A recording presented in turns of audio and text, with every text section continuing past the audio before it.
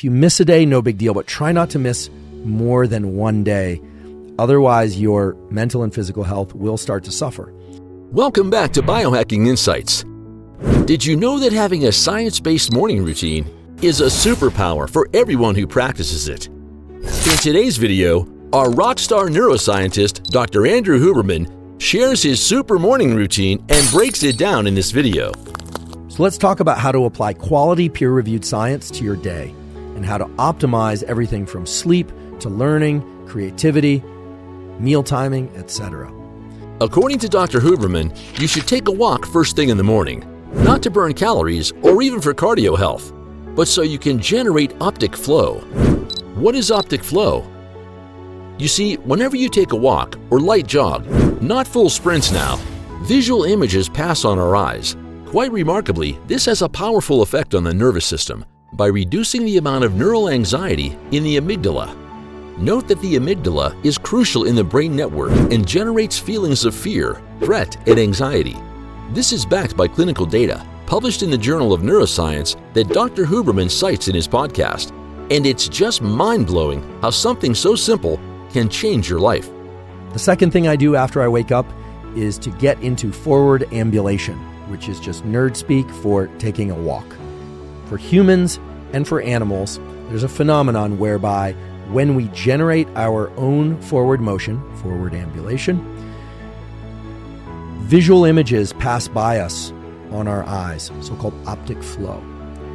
Getting into a mode of forward ambulation and especially experiencing visual flow has a powerful effect on the nervous system. So what walking, biking, and running do for you is generate optic flow with this incredible property of lowering anxiety levels. This practice will immensely raise your awareness throughout the day, but another morning routine will change your life. Get outdoors, ideally with no glasses, and expose your eyes to the brightness of the day. This doesn't mean that you should look directly at the sun. Instead, gaze upon the diffused light scattered at the blooming horizon. As simple as this may sound, it helps in shifting your circadian sleep and wake schedule, including your eating schedule.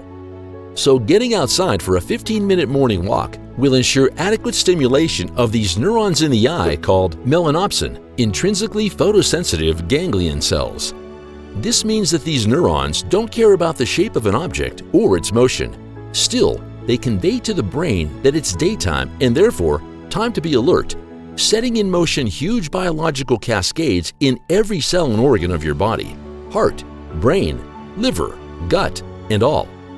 Getting sunlight in your eyes first thing in the morning is absolutely vital to mental and physical health. It is perhaps the most important thing that any and all of us can and should do in order to promote metabolic well-being, promote the positive functioning of your hormone system, get your mental health steering in the right direction. But how long should you do this? It's going to depend on the brightness of the environment. It will depend on several factors, but 2 minutes would be a minimum. 10 minutes would be even better, and if you can, 30 minutes would be fantastic. According to Dr. Huberman, those special eye cells convey to the brain that it's daytime and time to be alert, and it sets in motion a massive number of biological cascades with every cell and organ of your body, from your liver to your gut, to your heart, to your brain. It sets things down the right path. The neuroscientist indicates that we all experience a natural and healthy amount of cortisol release from the amygdala. Yes, there's an amount of cortisol that's healthy and normal, promoting wakefulness and a healthy immune system, and it is vital early in the morning. However, if that peak doesn't happen in the morning, it will still occur within 24 hours. That's why Dr. Huberman recommends this. I purposely delay my caffeine intake to 90 minutes to 120 minutes after I wake up. The reason I delay caffeine is because one of the factors that induces a sense of sleepiness is the buildup of adenosine in our system. When you consume caffeine, it blocks adenosine receptors in your brain, making you feel more alert. Adenosine is a neurotransmitter that promotes sleep and relaxation. However, as the caffeine wears off, adenosine builds up, leading to a sudden increase in its effects. This can result in tiredness, drowsiness, and what you call a caffeine crash, as your body tries to balance the effects of caffeine withdrawal and the accumulation of adenosine, causing a drop in alertness and energy levels. The neuroscientist indicates that the reason for delaying caffeine intake 90 minutes to 2 hours after waking is to ensure you don't have a late afternoon or even early afternoon crash from caffeine. That's how you keep the elevated alertness levels, because by the afternoon, caffeine is dislodged from its adenosine receptors, and a lower level of adenosine can create a greater level of sleepiness. Ensure you're not reaching for coffee first thing in the morning, but after 90 minutes or 2 hours. But if you want to make the most efficient use of your energy, you'll pay close attention to what Dr. Huberman adds to this. So body posture and whether or not you're upright or reclining will impact your levels of alertness in the predictable ways. And where you position your eyes, whether or not your eyes are upright, so to speak, looking up or directly forward, or looking down, will dictate whether or not you are feeling more alert or more sleepy, respectively. So try and arrange a workstation or a position of your body in your chair or your standing desk, whatever it is, that allows you to work with a heightened state of alertness. One study from San Francisco State University looked at students' memories and reflections of past experiences, both positive and negative.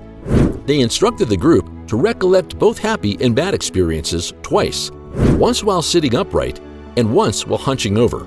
Findings indicated that 86% of students who slouched down found it easier to remember unpleasant feelings or events. Conversely, 87% of students reported that while sitting up straight, it was significantly simpler for them to remember happy memories. Remembering this, you can apply the same concept to your daily life. Slouching over might lead to problems that you may not even be aware of at first. Furthermore, it is considered a sign of defeat to hunch over. You can find that this concept permeates your thinking and how you stand. Slouching over makes it understandable why bad feelings and memories from the past can start to surface again. Positive memories and feelings can surface instead of depressing or dismal when sitting straight. According to a Harvard University study, sitting up straight relieves some anxiety, tension, and depressive symptoms. Given the link between worry and posture, this is the moment to take a stance. But to have the most productive day, Dr. Huberman adds this. To really get into a tunnel of quality work. The brain loves that state, but it's very hard for many of us to access. My phone is absolutely off. It's not on airplane mode. It's absolutely off during this time. If I've been struggling with that, and I confess, there are times when, for whatever reason, something going on in life, it's been harder to put away the phone. I will sometimes put it in my car. Look, I've done, and I suggest people do whatever they need to in order to self-regulate that activity. After all these practices, your day's work can begin. You should place a timer for 90 minutes and do a focused amount of work within this time frame with no distractions. This means shutting off access to the internet and other externalities or distractions, whatever they may be. This might require you to turn off or silence your phone, eliminate unnecessary apps off your phone, reduce the amount of time you spend on your phone's screen, restrict or prohibit access to specific websites, and cut off your internet connection. You might also have to ensure that your workplace is tidy. Make constant improvements to your email filters and social media filters as well. Collaborate with others and set limits with your coworkers who often interrupt. It would also help if you learn to work in sections and allocate time for diversions. The neuroscientist advises drinking 16 to 32 ounces of water with a bit of salt, about half a teaspoon. That's because neurons require ionic flow, so they need sodium, potassium, and magnesium to function. Also, use low-level white noise. White noise is a relaxing blend of all frequencies of sound we can hear. There are specific areas of the brain that are stimulated by white noise, which are associated with dopamine release.